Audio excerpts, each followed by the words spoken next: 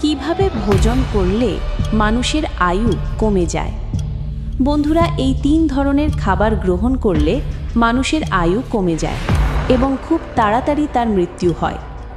এই প্রসঙ্গে একটি প্রাচীন কাহিনী আছে যা আমি এই কথার মাধ্যমে আপনাদের বলবো। মানুষের কী রকম ভোজন করা উচিত এবং কোন দিকে মুখ করে ভোজন করা উচিত, ভোজন শুরু করার আগে কি বলা উচিত। বন্ধুরা, একসময় দেবর্ষি নারদ ভগবান শ্রীকৃষ্ণের সাথে দেখা করতে দ্বারকা নগরীতে এসেছিলেন। তখন ভগবান শ্রীকৃষ্ণ দেবর্ষি নারদকে দেখে তাকে স্বাগত জানিয়ে বললেন, এসো দেবর্ষি, দ্বারকায় আপনাকে স্বাগতম। আজ আপনি কি কারণে হেতু দ্বারকায় এসেছেন? নিশ্চয়ই আপনি কিছু গুরুত্বপূর্ণ সমাচার নিয়ে এসেছেন। তখন দেবর্ষি নারদ বললেন, হে প্রভু, আপনি অন্তর্যামী, আপনি সব কিছুই জানেন।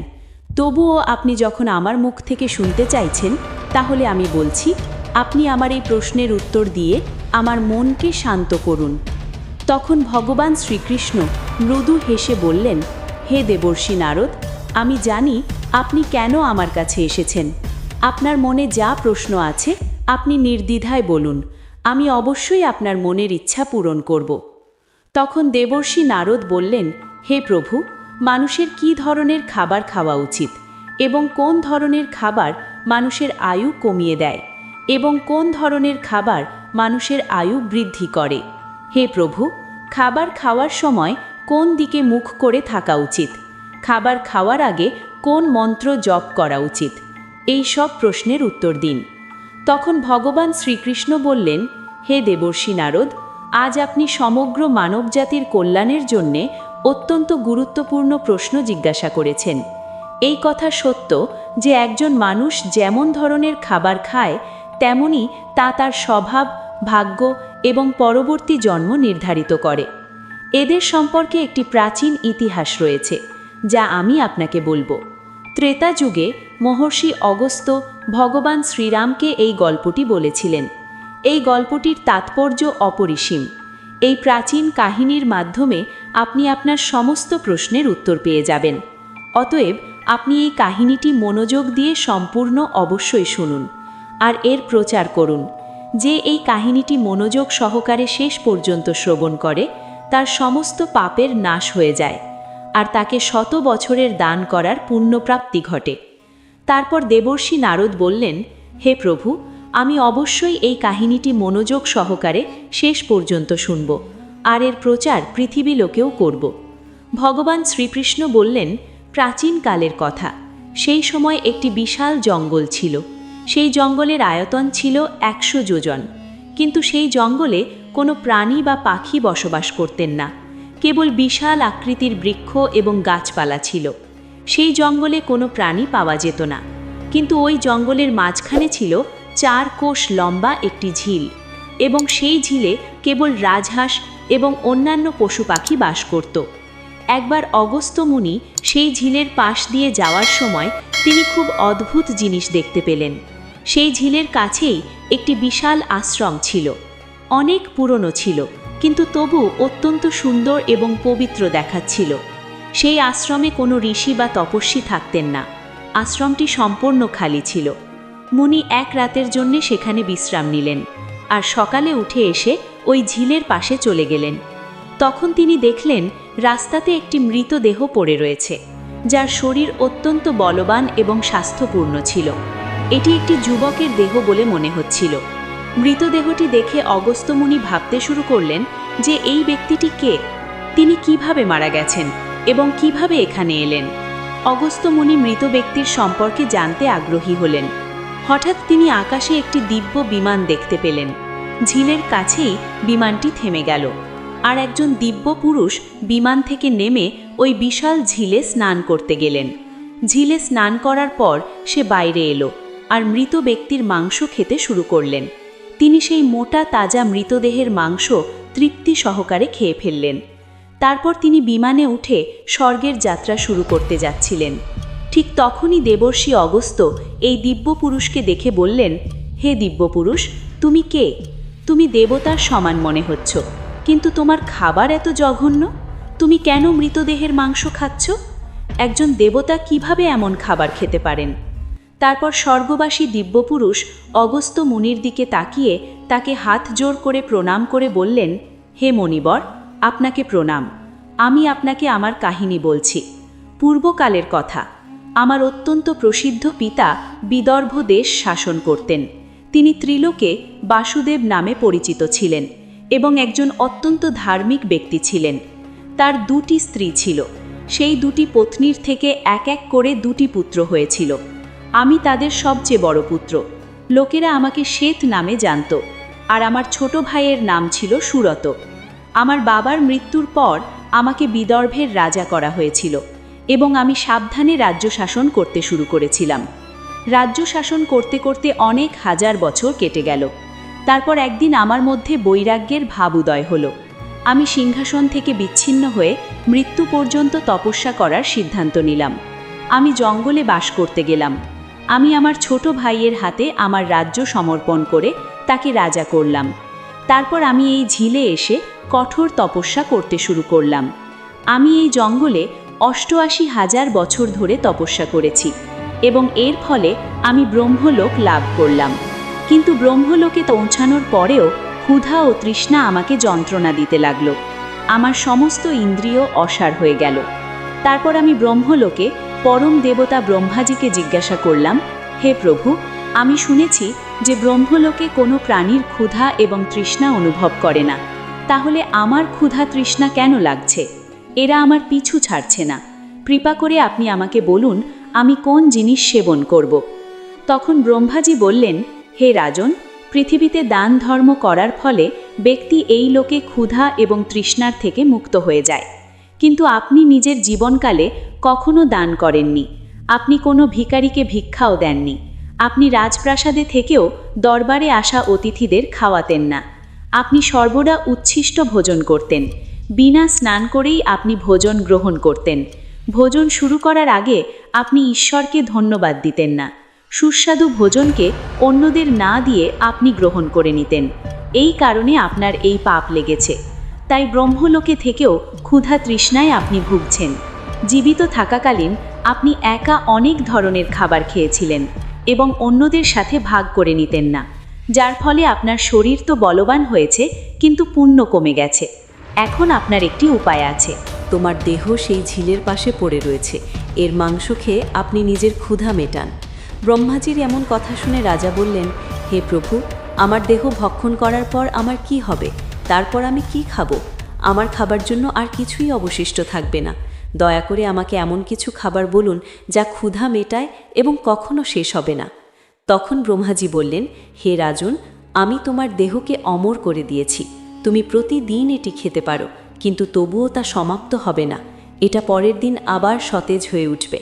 এই মৃতদেহের অঙ্গগুলি আবার পুনরায় উৎপন্ন হয়ে যাবে এবং সেটাকে তুমি আবার খেতে পারবে। আর যখন তুমি নিজের দেহকে ভক্ষণ করতে করতে 100 বছর পূর্ণ হয়ে যাবে, তারপর একদিন মহর্ষি অগস্ত্য এই জঙ্গলে আসবেন এবং ওনার দ্বারাই তুমি এই পাপ থেকে মুক্তি পাবে। এইভাবে রাজা মহর্ষি অগস্ত্যকে সম্পূর্ণ সত্য ঘটনাটি বললেন। আর সে আরও বললেন, হে মুনিবর, আমার দেহ কখনো ক্ষয় হয় না এবং আমি প্রতিদিন এসে নিজের মাংস খাই। না জানি কখন মুনি অগস্ত্য এখানে আসবেন এবং আমাকে এই কষ্ট থেকে মুক্ত করবেন। এমন ভাবতে ভাবতে আমার 100 বছর ব্যতীত হয়ে গিয়েছে এবং আমি এখনও তার জন্যই অপেক্ষা করছি। রাজা শ্বেতে এইভাবে কথা শুনে মহর্ষি অগস্ত্য বললেন, আচ্ছা, এটা তোমার সৌভাগ্য যে আমি এখানে এসেছি। আমি মহর্ষি অগস্ত্য, আমাকে বলো কিভাবে তোমাকে সাহায্য করতে পারি। তখন রাজা অত্যন্ত খুশি হয়ে মাটিতে শুয়ে শুয়ে মহর্ষি অগস্ত্যের আরাধনা করতে লাগলেন এবং বললেন, হে মণিবর, দয়া করে আমাকে এই জঘন্য খাদ্য থেকে এবং যে পাপের কারণে আমি এই কষ্ট পেয়েছি তার থেকে মুক্তি দিন, যাতে আমার অক্ষয় লোক প্রাপ্ত হয়। হে দেবর্ষি, আমি আপনাকে এই দিব্য অলঙ্কারটি অর্পণ করছি। কৃপা করে আমার প্রতি দয়া করুন। রাজার এবং দুঃখজনক কথা শুনে তিনি তার প্রতি করুণা বোধ করলেন। আর যখনই রাজা ওই দিব্য অলঙ্কারটি মহর্ষি অগস্ত্যের হাতে অর্পণ করার সাথে সাথে তার মৃতদেহ অদৃশ্য হয়ে গেল এবং তিনি সেই পাপ থেকে মুক্ত হলেন। তারপর মহর্ষি অগস্ত্যের অনুমতি নিয়ে তিনি সেই দিব্য বিমানে আরোহণ করলেন এবং ব্রহ্মলোকের উদ্দেশ্যে রওনা হলেন।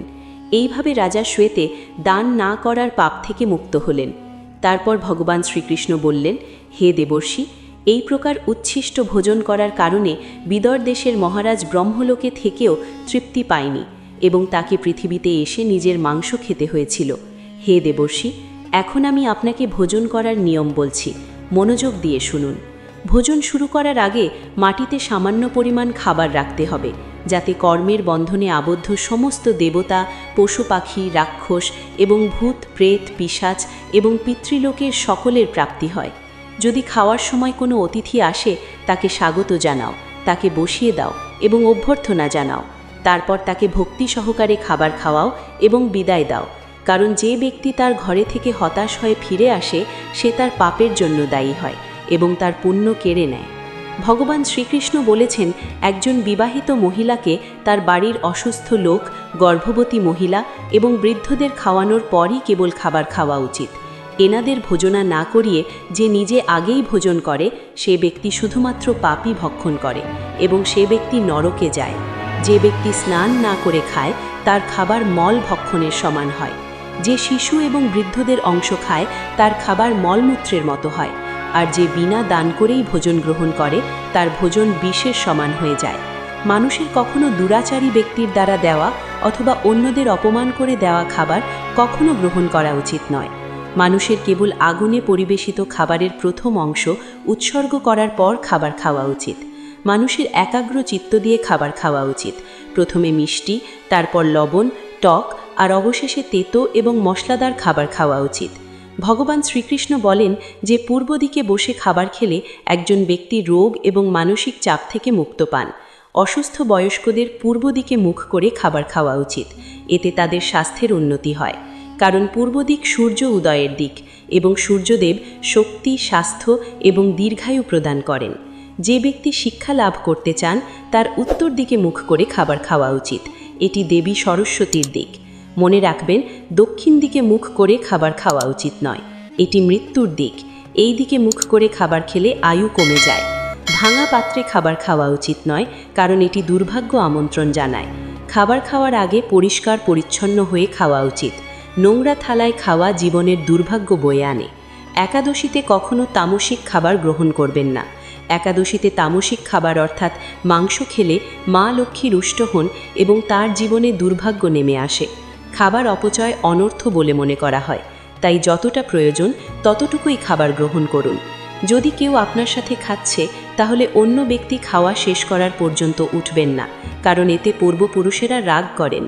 খাওয়ার পর থালায় হাত ধোয়া অনুচিত বলে মনে করা হয়। থালায় হাত ধোয়া খাবারের অপমান। যারা খাওয়ার পর থালায় হাত ধোয়, তারা নিম্নজনিতে জন্মায়। সবচেয়ে গুরুত্বপূর্ণ বিষয় হলো, বিছানায় খাবার খাওয়া উচিত নয়। এটি করলে একজন ব্যক্তি বিভিন্ন ধরনের রোগে ভুগতে পারেন। মাটিতে বিছিয়ে রাখা মাদুরের উপর বসে খাবার খাওয়া উচিত। খাবার সময় দিকের ধ্যান রাখা অনেক গুরুত্বপূর্ণ। যদি ভুল ভঙ্গিতে গ্রহণ করা হয়, তাহলে ব্যক্তি নিম্নজনিতে জন্মগ্রহণ করবে। অনির্দিষ্ট দিকে বসে বা ভুল দিকে মুখ করে খাবার খেলে নেতিবাচক পরিণতি হতে পারে। ভগবান শ্রীকৃষ্ণ বলেছেন যে কখনো এমন খাবার খাওয়া উচিত নয় যা কারো পায়ে পড়েছে বা পা দিয়ে অতিক্রম করেছে। এই ধরনের খাবার অপবিত্র হয় এবং পশুদের খাওয়ানো উচিত। অন্যদের পায়ে পড়ে থাকা খাবার খেলে মানুষের আয়ু কমে যায় এবং বিভিন্ন রোগের সৃষ্টি হয়। যদি খাবারে চুল থাকে, তাহলে তা অবাঞ্ছিত বলে বিবেচিত হয়। যদি খাবারে চুল থাকে, তাহলে তা কখনো ঈশ্বরকে প্রসাদ হিসেবে নিবেদন করা উচিত নয়। এই ধরনের খাবার ভূতের কাছে সহজলভ্য হয়ে ওঠে। ভগবান কৃষ্ণ বলেছেন যে অন্যদের জন্য পরিবেশিত খাবার খাওয়া উচিত নয়। যে ব্যক্তি অন্যদের কাছ থেকে খাবার চুরি করে বা কাউকে না দিয়ে তা গ্রহণ করে, তার ওপর দেবী অন্নপূর্ণা ক্রোধ করেন। সকলের সাথে খাবার ভাগ করে নেওয়াও উচিত। অন্যদের ভাগ থেকে খাবার খেলে মানুষের সৎকর্ম নষ্ট হয়। পবিত্র আসনে বসে সূর্যের দিকে পূর্ব দিকে মুখ করে খাবার খাওয়া উত্তম।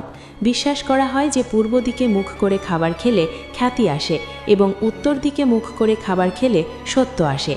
হাত, পা এবং মুখ উভয়ে জল দিয়ে ধুয়ে তবেই খাবার খাওয়া উচিত। খাবারের পাত্র মাটিতে রেখে খাওয়া সর্বোত্তম বলে বিবেচিত হয়। শাস্ত্রে এই ধরনের খাবারকে উপবাসের সমতুল্য বলে বর্ণনা করা হয়েছে। একজন ব্যক্তির রাগ ছাড়াই খাবার খাওয়া উচিত। রাগের অবস্থায় খাবার খাওয়া খাবারের অপমান করে এবং অনেক রোগের জন্ম দেয়। মন অন্য কোথাও থাকলেও খাবার খাওয়া উচিত নয়। রাগী মনে খাওয়াও অশুভ। জুতো পরে খাওয়াকে রাক্ষসী খাবার হিসেবে বিবেচনা করা হয়। মধ্যরাতে খাওয়া অশুভ বলে মনে করা হয়। ভেজা কাপড় পরে খাওয়াও অশুভ। অন্যদের জন্য পরিবেশিত খাবার কখনো খাওয়া উচিত নয়। দাঁড়িয়ে ভাঙা পাত্রে মাটিতে রেখে বা হাতে ধরে খাওয়া দারিদ্র্য ডেকে আনে। খাবার সময় বেদ পাঠ করা উচিত নয়। শাস্ত্র অনুসারে একজন মহিলার তার স্বামী খাওয়ার পরেই খাওয়া উচিত। স্বামী যদি বাড়ি থেকে দূরে থাকে তাহলে স্বামীর ধ্যান করে খাওয়া উচিত। এতে স্বামীর আয়ু দীর্ঘ হয় এবং মহিলা একজন সুখী বিবাহিত নারী থাকে। শাস্ত্র অনুসারে স্বামীর আগে খাওয়া শুভ বলে বিবেচিত হয় না। এটি স্বামীর আয়ু গ্রাস করে। এছাড়াও বিষ্ণু পুরাণ অনুসারে স্বামী স্ত্রীর একসাথে খাওয়া উচিত নয়। এটি করলে তাদের মধ্যে ঝামেলা এবং বিবাদ হয়। অন্ধকারে বা আকাশে নিজে খাওয়া উচিত নয়। খাবার সময় মাথার উপরে ছাদ বা গাছের ছায়া থাকা উচিত। উলঙ্গ অবস্থায় খাবার খাওয়া অশুভ, জীবনে দুর্ভাগ্য বয়ে আনে। যানবাহনে বসে খাবার খাওয়া অনুচিত। বিছানায় বসে খাবার খাওয়া মানুষের আয়ু কমিয়ে দেয়। হাসতে হাসতে বা কাঁদতে কাঁদতে খাবার খাওয়া অশুভ। গলায় খাবার আটকে যাবার এমনকি মৃত্যুরও আশঙ্কা থাকে। আমাদের খাবার গ্রহণ করার সময় ধ্যান রাখতে হবে যে আমরা কি ভোজন করছি। আমরা কখনো যেন আমিষ জাতীয় খাবার গ্রহণ না করি। সবসময় নিরামিষ ভোজন গ্রহণ করতে হবে। এটাই হচ্ছে সর্বোত্তম খাবার। তাই বন্ধুরা, এভাবেই ভগবান শ্রীকৃষ্ণ দেবর্ষি নারদকে খাবার খাওয়ার গুরুত্ব জানিয়েছেন। গল্পটি কেমন লেগেছে তা কমেন্ট করে আমাদের জানান। তথ্যটি ভালো লাগলে ভিডিওটিতে লাইক দিন এবং কমেন্টে জয় শ্রীকৃষ্ণ লিখুন। চ্যানেলটি সাবস্ক্রাইব করুন।